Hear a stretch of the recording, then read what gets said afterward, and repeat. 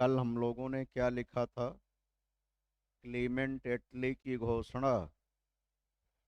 हाँ, क्लीमेंट एटली की घोषणा ही तो लिखे थे। उसके आगे तो कुछ लिखे नहीं थे। उसी के आगे अगला फैक्ट नोट करिए।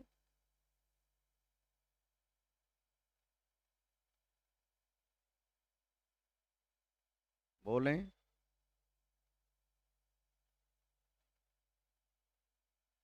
भारत के वायसराय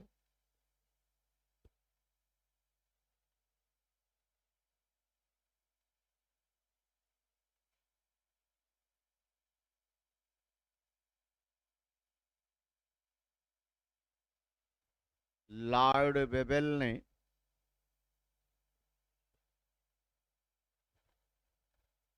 मार्च 1947 में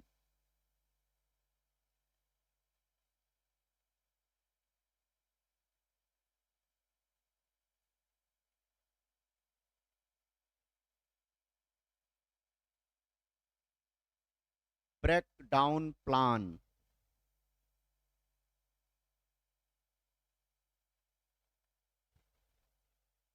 प्रस्तुत किया,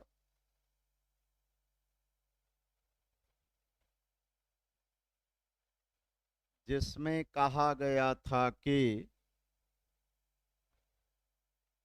जिसमें कहा गया था कि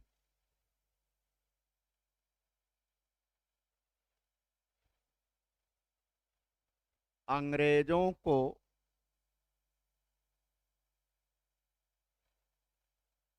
31 मार्च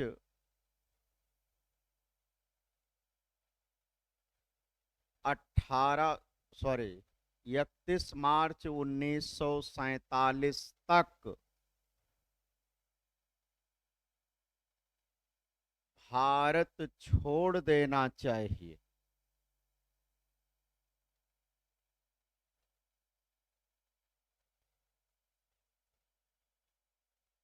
अगला फैक्ट। 22 मार्च 1947 ईस्वी को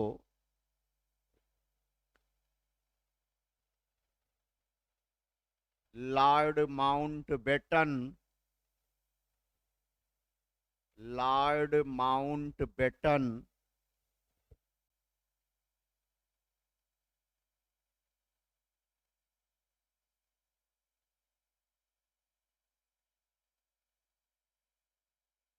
भारत के वायसराय बने।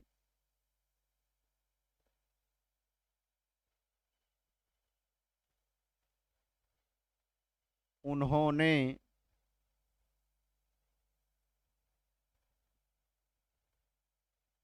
भारतीय राजनीतिक दलों से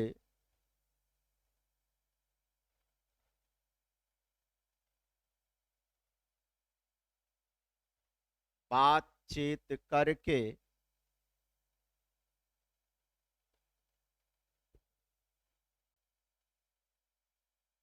3 जून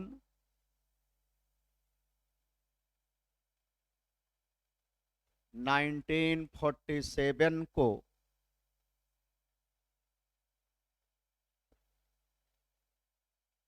माउंटबेटन योजना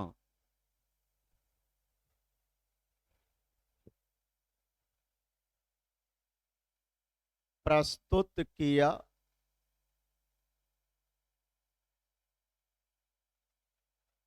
जिसे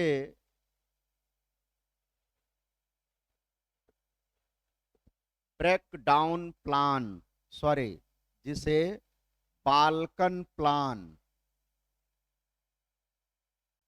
बाल्कन प्लान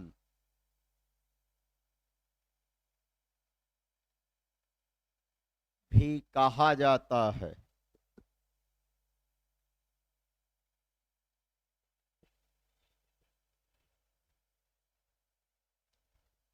हेडिंग डालिए, माउंटबेटन योजना तथा भारत का विभाजन। माउंटबेटन योजना तथा भारत का विभाजन।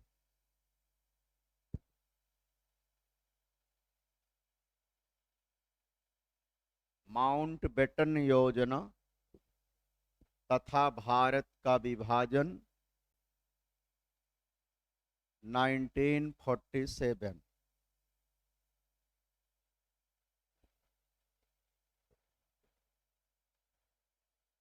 लिखिए, माउंटबेटन योजना में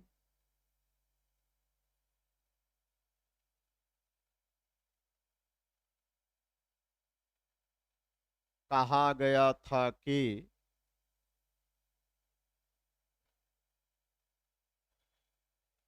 हिंदुस्तान को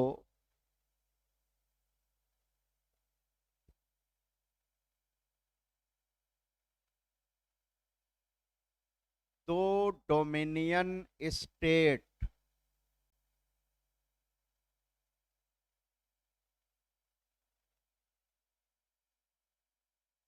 दो डोमिनियन स्टेट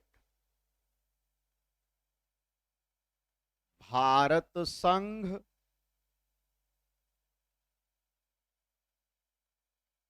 एवं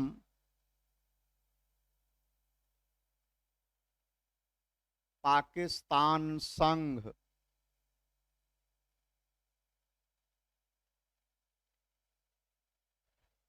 के रूप में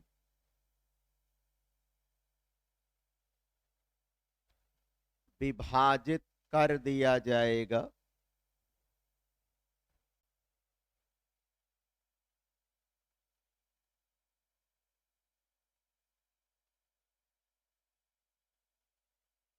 अगला फैक्ट,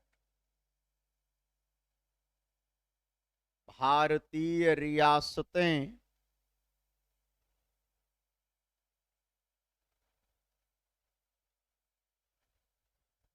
यदि चाहें तो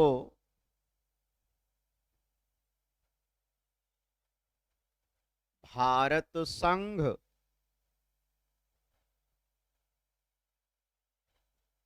अथवा पाकिस्तान संघ में शामिल हो सकती हैं,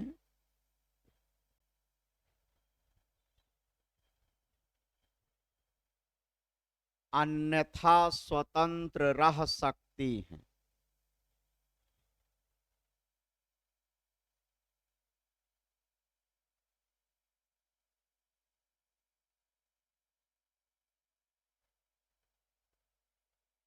अगला फैक्ट, मुस्लिम लीग ने माउंटबेटन योजना को स्वीकार कर लिया।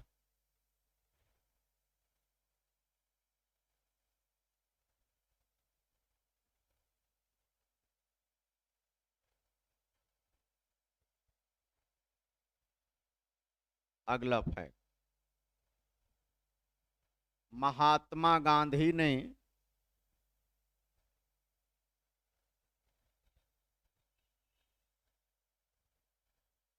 माउंटबेटन योजना पर कहा,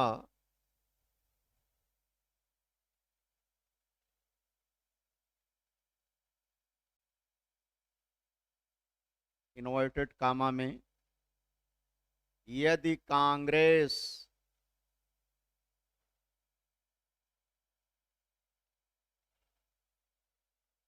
देश विभाजन का प्रस्ताव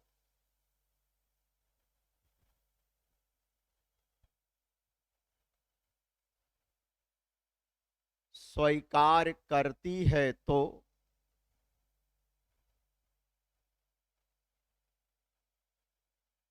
वह विभाजन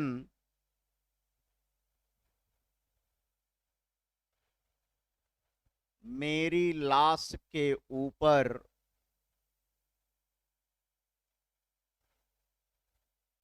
करना पड़ेगा।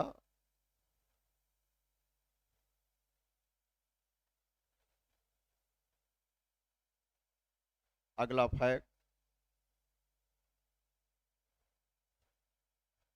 अंततः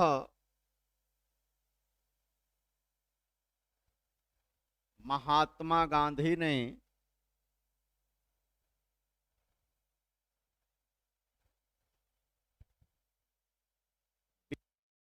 के प्रस्ताव को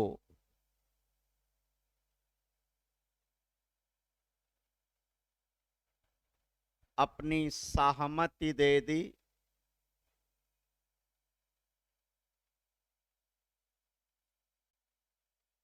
इसलिए भारतीय राष्ट्रीय कांग्रेस ने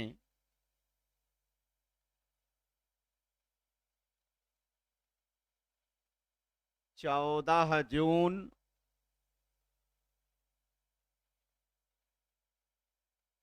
1947 को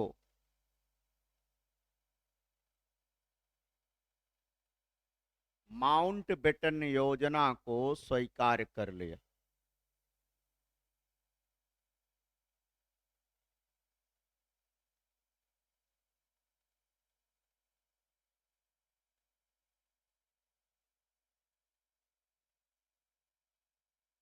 अगला फैक्ट,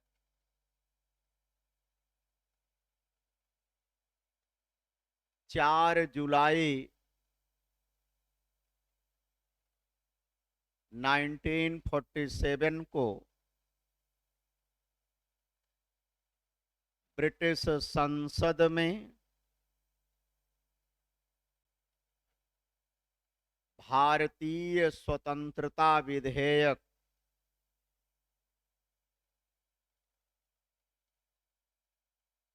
प्रस्तुत किया गया।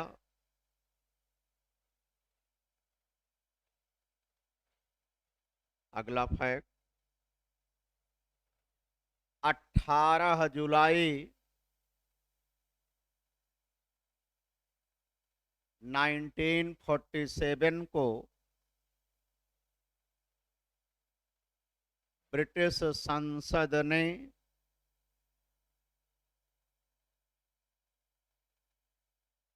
भारतीय स्वतंत्रता अधिनियम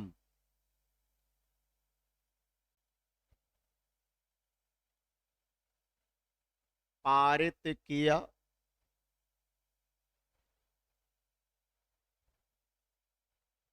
जिसके तहत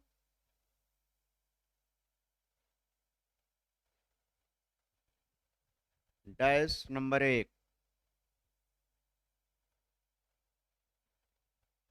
14 अगस्त 1947 को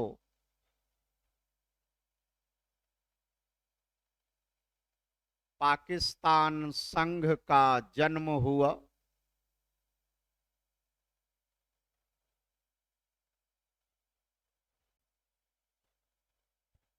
अगला फैक्ट नंबर नहीं, अगला फैक्ट, पाकिस्तान के प्रथम गवर्नर जनरल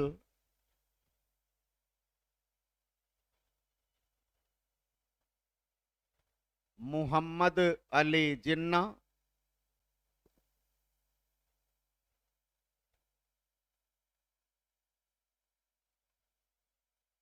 तथा प्रथम प्रधानमंत्री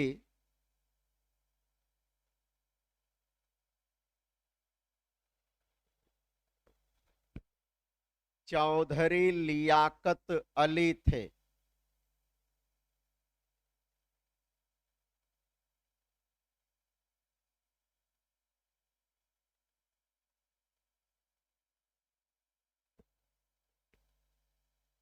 अगला फैक्ट नंबर नहीं, उसी नंबर 1 के तहत ही अभी आप लिख रहे हैं, लिखेंगे। मुस्लिम लीग का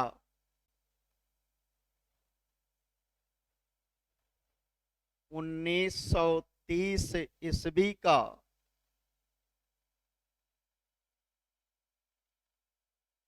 वार्षिक अधिवेशन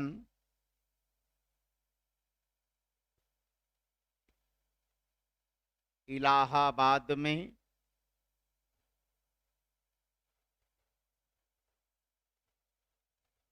मोहम्मद इकबाल की अध्यक्षता में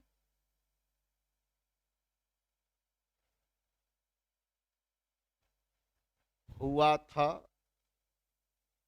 मोहम्मद इकबाल की अध्यक्षता में हुआ था। मोहम्मद इकबाल ने ही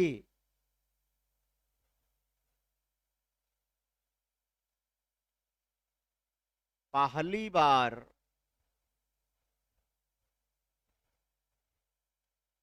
यह इच्छा व्यक्त किया था कि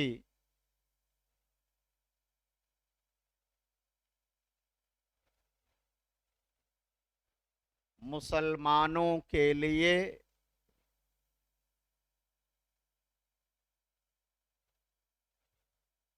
एक पृथक राज्य होना चाहिए।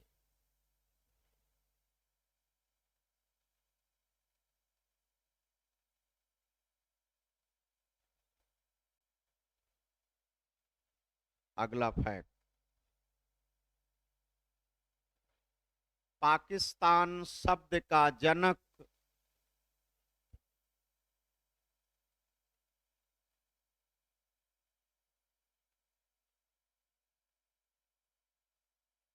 चौधरी रहमत अली था।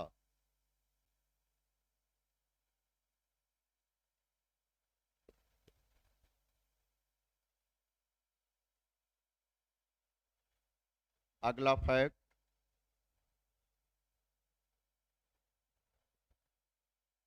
मुस्लिम लीग का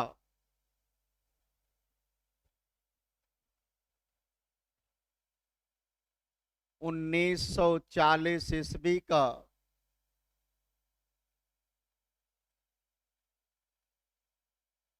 वार्षिक अधिवेशन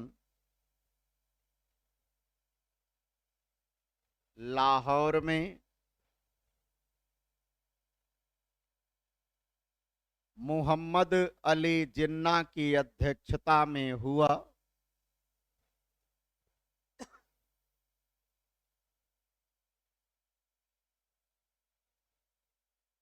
उसी अधिवेशन में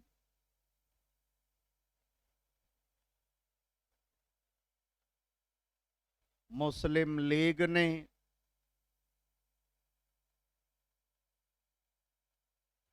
पहली बार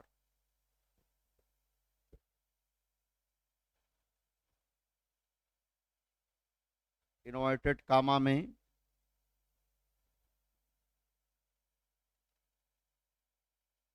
स्वतंत्र मुस्लिम राष्ट्र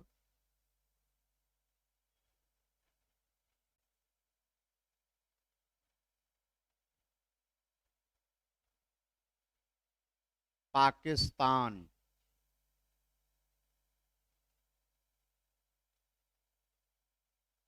की प्राप्ति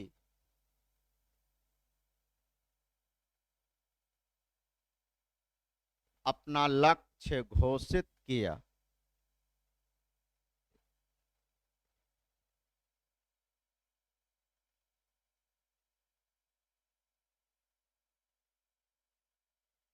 ठीक है।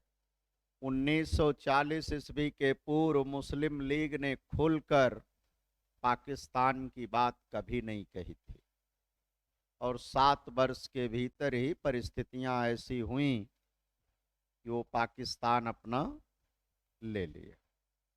नंबर 2,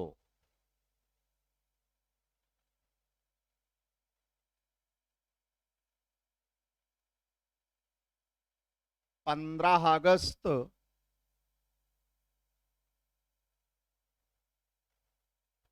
1947 को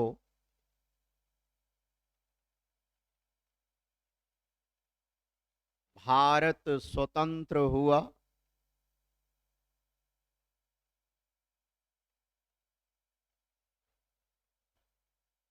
स्वतंत्र भारत के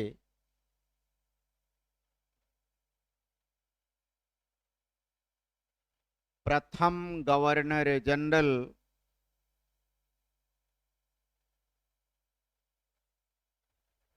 लॉर्ड माउंटबेटन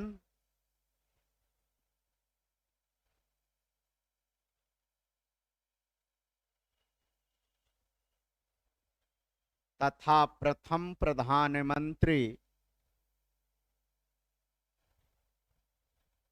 पंडित जवाहरलाल नेहरू थे।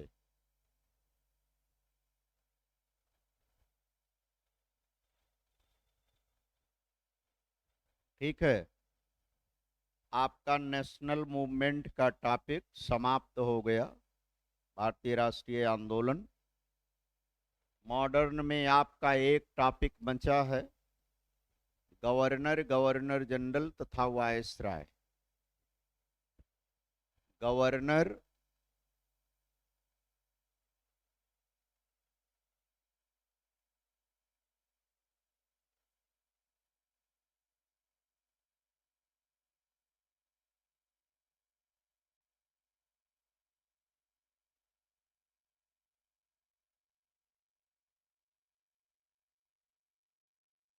यहां से आपके दो तीन प्रकार के प्रश्न बनते हैं।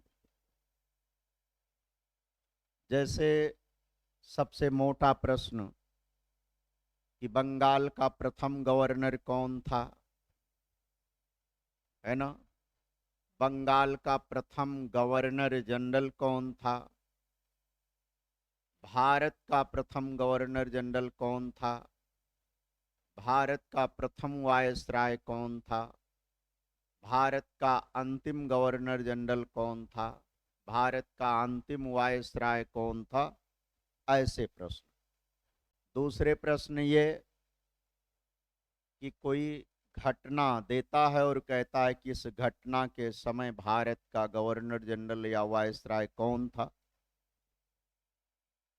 जो अंतिम प्रकार का प्रश्न बनता है वो ये कि किन्हीं दो चार गवर्नर का नाम लेगा, या वायसराय का नाम, या गवर्नर जनरल का, और प्रश्न पूछता है कि इनमें से किसका कार्यकाल सबसे पहले था या सबसे बाद में था। अथवा कभी कभी तीन या चार गवर्नर जनरल का नाम देगा और कहेगा इनको इनके कालक्रम की दृष्टि से व्यवस्थित कीजिए। तो ऐसे ही प्रश्न आपसे परीक्षाओं में पूछे जाते हैं। कुल मिलाकर इसमें अगर आपको क्रोनोलॉजी क्लियर हो, यानी कि सबसे पहले, फिर उसके बाद, उसके बाद, उसके बाद कौन गवर्नर हुआ, तो आपके लगभग सारे प्रश्न इन परीक्षाओं के सही हो जाते हैं। इस टॉपिक में हमें कोई खास बहुत नहीं पढ़ाना है।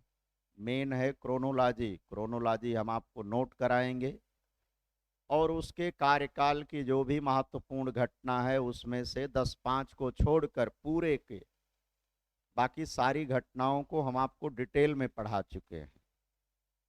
बस उनका हम नाम लिखवा देंगे ताकि इतना आपको पता रहे कि हाँ, इस घटना के समय फला था और घटना को आपने डिटेल में पढ़ा है, लिखा है। जब हम लिखाएंगे तो आपको पता चलेगा। तो आप अपना अगला टॉपिक हेडिंग बनाएं, गवर्नर, गवर्नर जनरल तथा वायसराय। गवर्नर, गवर्नर जनरल तथा वायसराय।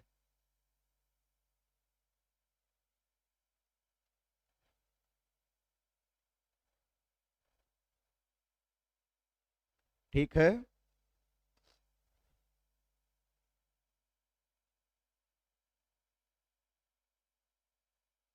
अब इस टॉपिक में पहली हेडिंग आप बनाएंगे, बंगाल के गवर्नर।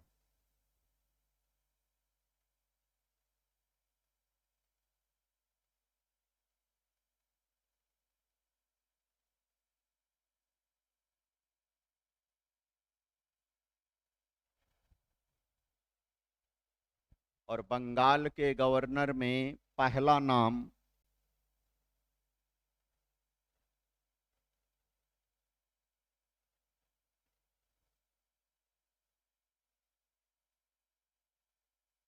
Robert Clive. आपको कॉपी करना है।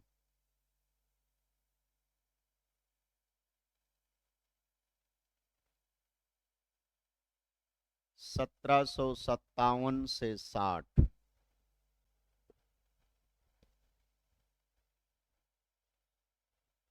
और इसके सामने आप एक लाइन लिखेंगे, नोट करिए, बंगाल का प्रथम गवर्नर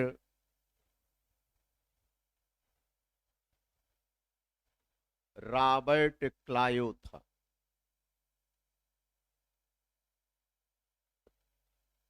रॉबर्ट क्लाइव था। नंबर 2, दूसरा नाम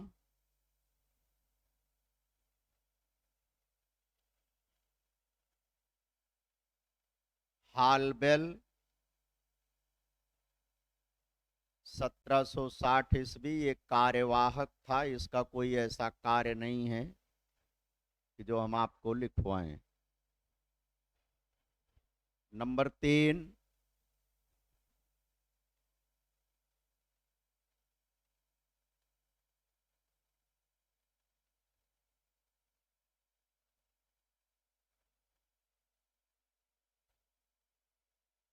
बेंसिटार्ट।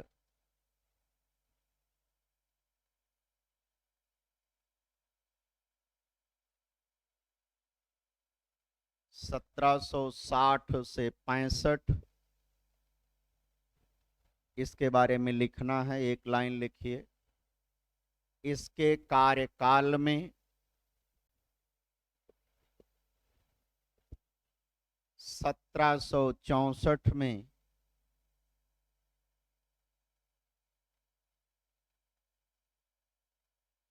बक्सर का युद्ध हुआ।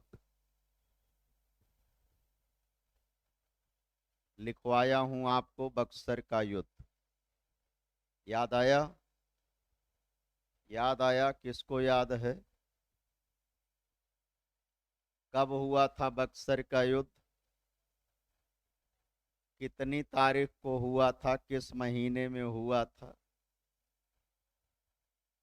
आ, किसके किसके मध्य हुआ था? बताइए। 22 अक्टूबर 1764 ईस्वी को बक्सर का युद्ध हुआ। हाँ। और बक्सर का युद्ध ब्रिटिश ईस्ट इंडिया कंपनी की सेना, जिसका सेनापति हेक्टर मुनरो था, और दूसरी तरफ 3 भारतीय शासकों की संयुक्त सेना थी। मीर कासिम की सेना, अवध के नवाब शुजाउद्दौला की सेना और मुगल बादशाह शाह आलम द्वितीय की सेना, संयुक्त सेना पराजित हुई थी, है ना। नंबर 4,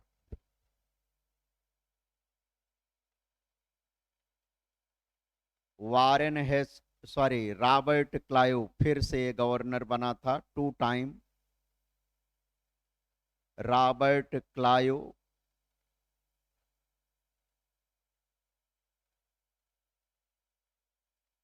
1765 से 67।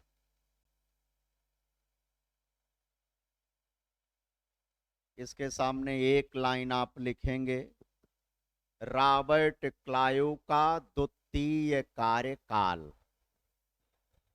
रॉबर्ट क्लाइव का द्वितीय कार्यकाल।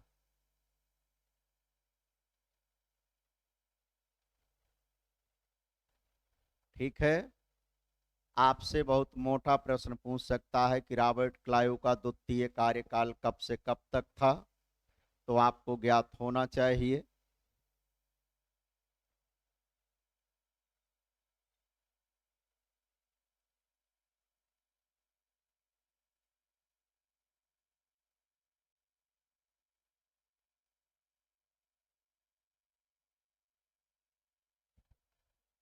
और इस कार्यकाल की घटना इलाहाबाद की संधि है, वो भी हमने आपको लिखवाया है। 1765 में इलाहाबाद की संधि, पता होगा।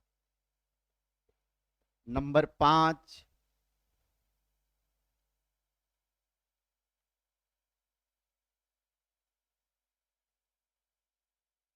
बेरेल्स्ट। कई बार पढ़ना होता, इतिहास एक बार पढ़ने से तैयार नहीं होता। नहीं, थोड़ा सा मेहनत करनी होगी। दो तीन बार आदमी उसे थोड़ा सा पढ़े, प्रॉब्लम को सॉल्व करे। बिना प्रॉब्लम सॉल्व किए इतिहास तो कभी नहीं तैयार हो सकता। आई थिंक कोई सब्जेक्ट नहीं तैयार होगा जब तक आप उस टॉपिक से प्रश्न नहीं हल करते, तब तक कोई सब्जेक्ट तैयार वास्तव में होता नहीं, आत्मविश्वास नहीं आता। ठीक है, हाँ धीरे धीरे होता रहेगा। उसी में ऐसे सिलेक्शन हो जाता है यार, तैयारी कभी पूरी नहीं होती। तैयारी कभी पूरी नहीं होती, मन में लगता है कि अभी तैयार नहीं है, बस ऐसे ही आपका सिलेक्शन हो ही जाता है ना। यही वास्तविकता है। और ये भाव मन में रहना भी चाहिए कि मैं अभी परफेक्ट नहीं हूं। जिस दिन मन में संतुष्टि आ गई कि नहीं मैं तो इसमें बड़ा पारंगत हूं, तो फिर आप पढ़ना बंद कर दोगे। और जिस दिन आप पढ़ना बंद कर दिए तो आपका पतन उसी दिन शुरू हो जाता है। अध्ययन जीवन पर्यंत तक चलने वाली प्रक्रिया है। काहे आप सब जब जज बन जाएंगे तब भी तो पढ़ना पड़ेगा प्रतिदिन, क्योंकि बराबर नया नियम कानून पारित होता रहता है, बदलाव होता रहता है। पता चले हाई कोर्ट ने कोई निर्णय दिया है, सुप्रीम कोर्ट ने कोई निर्णय दिया है, तो नजीर बन जाएगा, क्योंकि वो सब अभिलेखीय न्यायालय हैं। तो उनकी बातों को बिहाफ पर ही तो वकील आपसे डिसीजन की डिमांड करता है कि नहीं साहब ये नहीं, ऐसे नहीं, ऐसे है। तो अपडेट तो रहना पड़ेगा। और अपडेट आप कैसे रहेंगे? जब अध्ययन करेंगे। तो अध्ययन तो ऐसी विधा है, कहा जाता है कि दो लोगों को तो मृत्यु पर्यंत पढ़ना पड़ता है, एक वकील को और दूसरे अध्यापक को। जो टीचर लगातार नहीं पढ़ता, अपने आप को अपडेट नहीं करता, तो फिर वो पोस्ट डेटेड हो जाता है, उसका कोई औचित्य नहीं होता, लोग उसे सुनना नहीं चाहते। ऐसे ही वकील अगर कोई लगातार अपने आप को अपडेट नहीं करेगा तो फिर उसकी वकालत चल चुकी, कुछ नहीं बोल पाएगा। और वकीलों में से ही आपके जज साहब होते हैं, जजों को भी पढ़ना ही पड़ता है। कोई बड़ी बात नहीं, बड़ी आराम से बस लगातार एक 4-6 बार आपको नोट्स पलटना पड़ेगा। 4-6 बार नोट्स रिपीट करिए और प्रॉब्लम्स को सॉल्व करिए, तो परीक्षा में पास करने भर को बड़े आसानी से आपका नोट्स सफिशियंट है, आप पास करेंगे, है ना। हाँ, कोई परीक्षा होगी तो आप देखेंगे आपको सारे क्वेश्चन लगभग मिलेंगे। 100% नहीं मिलता, क्योंकि 100% क्लास में पढ़ाया उढ़ाया नहीं जा सकता, वो स्वतः पढ़ने से आता है ना। ये रियलिटी है। कोई भी टीचर हो, चाहे जितने वर्षों तक आपको पढ़ा दे, 100% क्लास नोट से प्रश्न नहीं भिड़ सकता, क्योंकि कुछ क्वेश्चन ऐसे आ ही जाते हैं कि जो पेंच फंसा देते हैं। लेकिन उनके पेंच फंसाने से आपके सिलेक्शन पर कोई प्रभाव नहीं पड़ता। चलिए, बेरेल्स्ट। बेरेल्स्ट का कार्यकाल है 1767 से 69। इसके भी विषय में आपको कुछ नहीं लिखना है। Number 6, Cartier.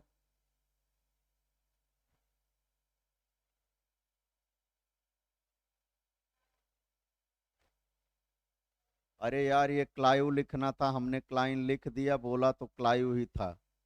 रॉबर्ट क्लाइव ही है, रॉबर्ट क्लाइव ही है। वो लिखने में एरर हो गया। रॉबर्ट क्लाइव यही पहला है, वही चौथे नंबर पर है। कार्टियर कार्यकाल है 1769 से 72। इसके भी विषय में नहीं लिखना है, कोई ऐसी महत्वपूर्ण घटना इसके कार्यकाल में नहीं हुई थी। नंबर 7,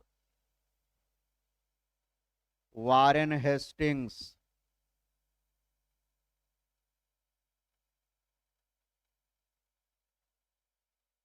वारेन हेस्टिंग्स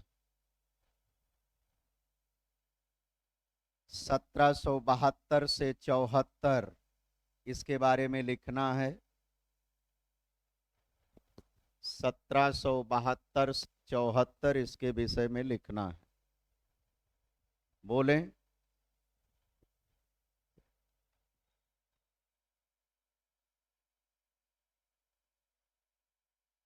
इसे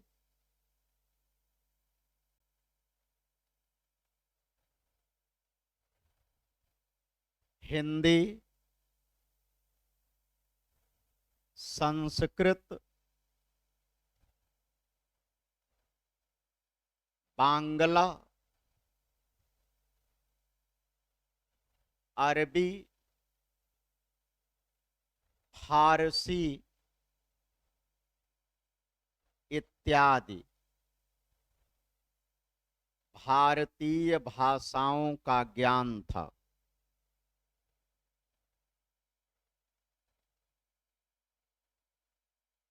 अगला फैक्ट,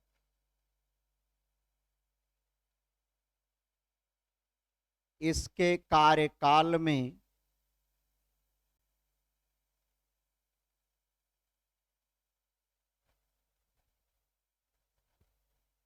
ब्रिटिश संसद ने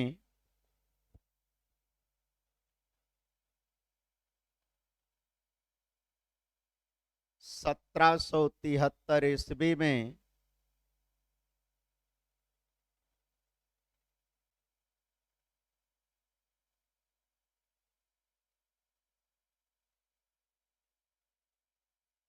रेगुलेटिंग एक्ट पारित किया,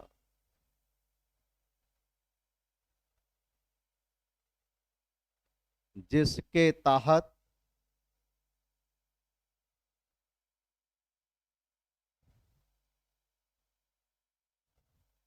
डैश नंबर 1,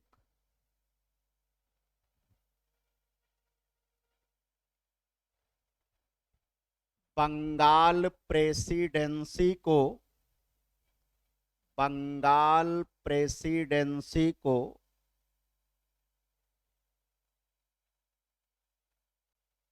सर्वोच्चता प्रदान करके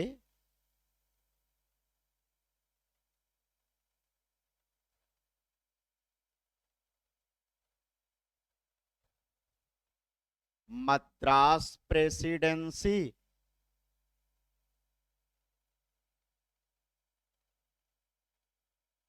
तथा बंबई प्रेसिडेंसी को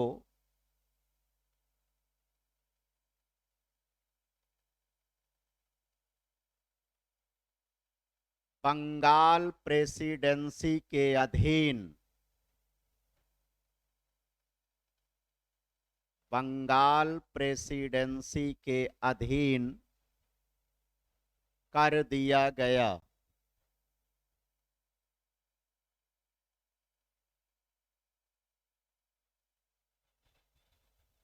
नंबर 2, अभी हम आपको समझा देंगे, पहले लिख लीजिए। बंगाल के गवर्नर का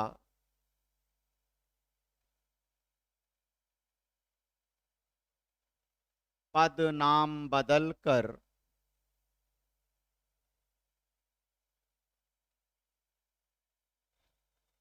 बंगाल का गवर्नर जनरल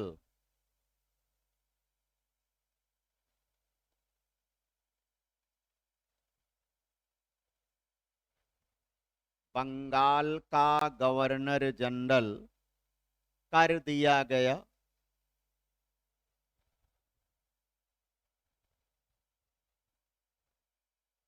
नंबर 3, बंगाल के गवर्नर जनरल को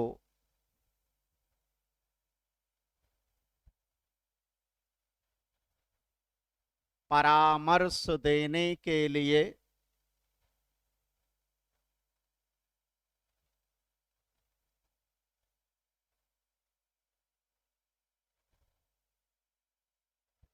चार सदस्यों वाली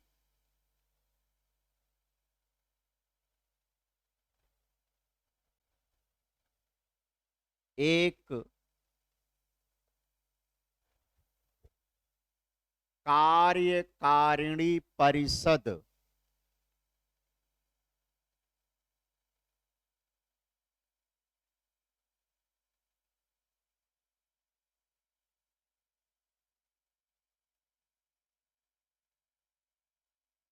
का गठन किया गया।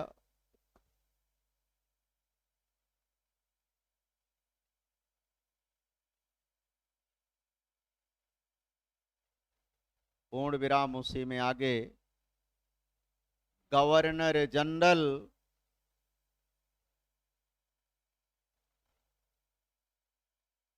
परिषद के बहुमत के आधार पर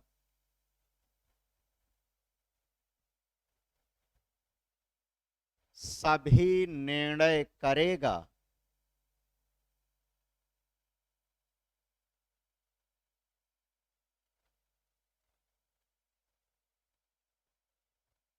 परिषद के सदस्यों का कार्यकाल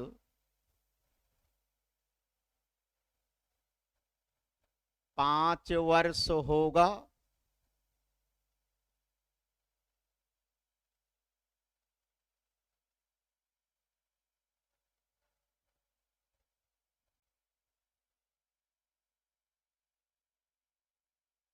नई लाइन से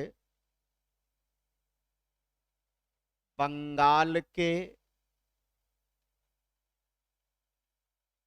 नई लाइन से उसी में नंबर नहीं, बंगाल के गवर्नर जनरल की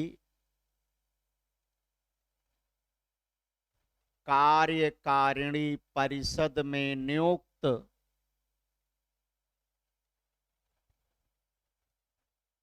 प्रथम 4 सदस्य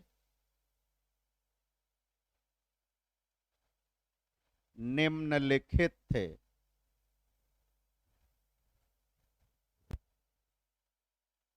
नंबर 1,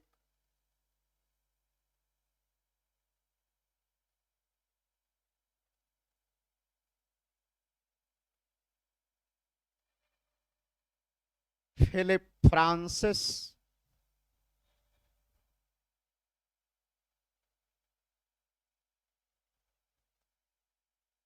नंबर 2, क्लेवरिंग।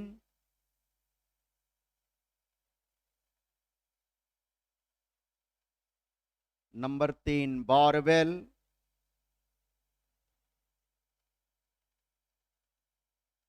नंबर 4, मानसन।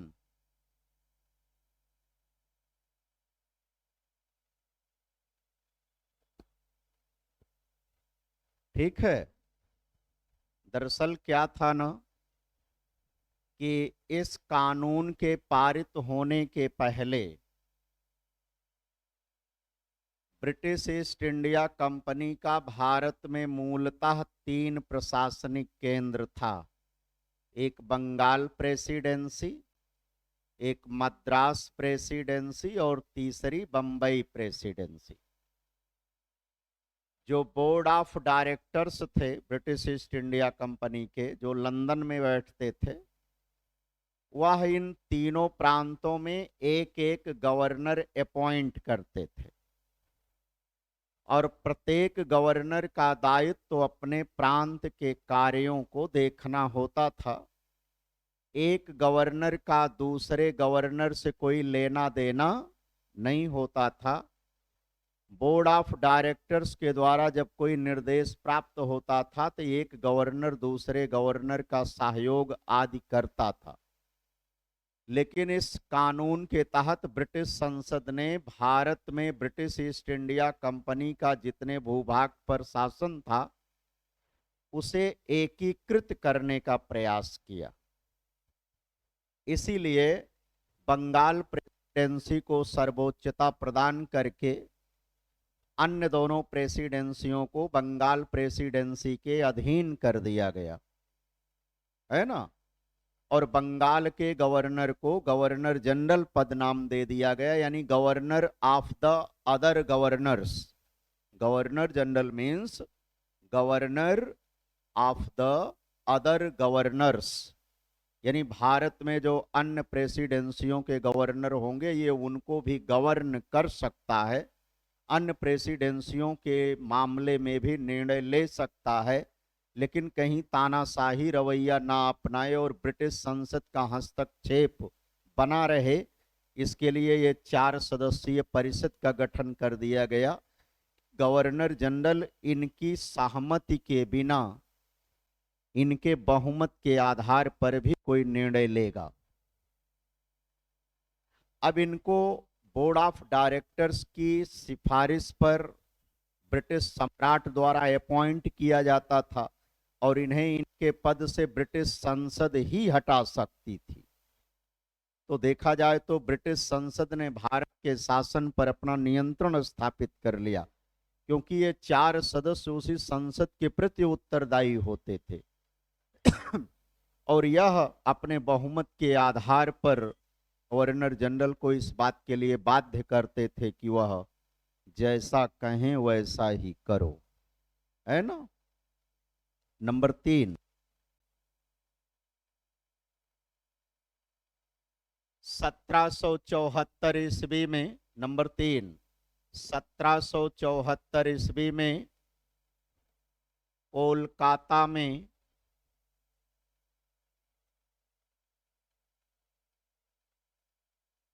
एक सुप्रीम कोर्ट की स्थापना की गई।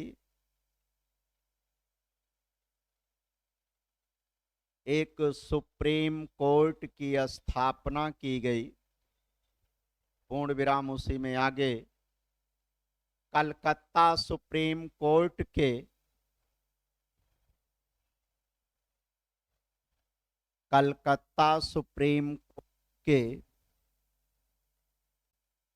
प्रथम मुख्य न्यायाधीश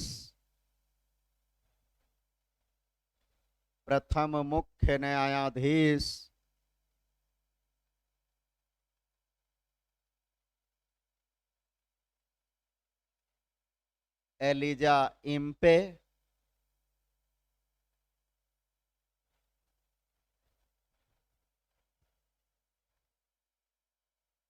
तथा 3 अन्य न्यायाधीश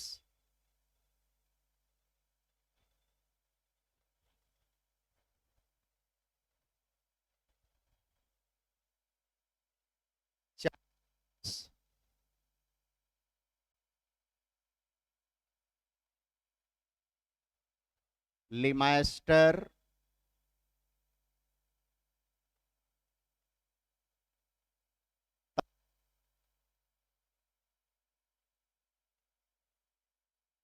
चैम्बर्स, लिमास्टर तथा हाइड।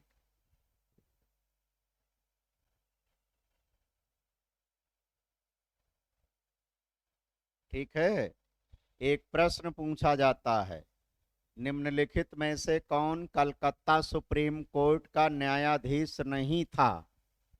ये 3 नाम रहता है और चौथा नाम जो कार्यकारिणी परिषद के 4 सदस्य हुए थे उनमें से एक नाम दे देता है। ठीक है। नंबर 4,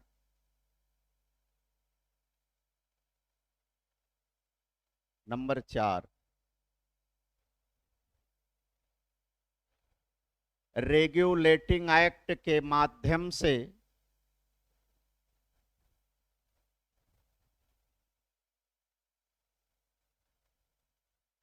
ब्रिटिश संसद ने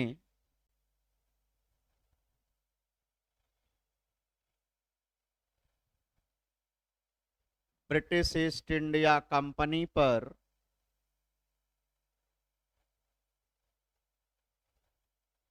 अपना नियंत्रण स्थापित कर लिया।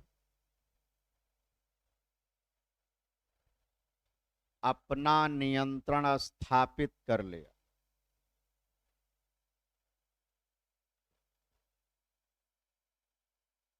चलिए बाकी चीजें कल लिखवाऊंगा। आप लोग तो तैयारी वाले हैं, तो जो दिल्ली में संघीय न्यायालय की स्थापना की गई थी उसके प्रथम मुख्य न्यायाधीश कौन थे। दिल्ली में संघीय न्यायालय की स्थापना की गई थी ना 1937 में, उसके प्रथम मुख्य न्यायाधीश कौन थे। न्यायपालिका नहीं पढ़े का अभी तक?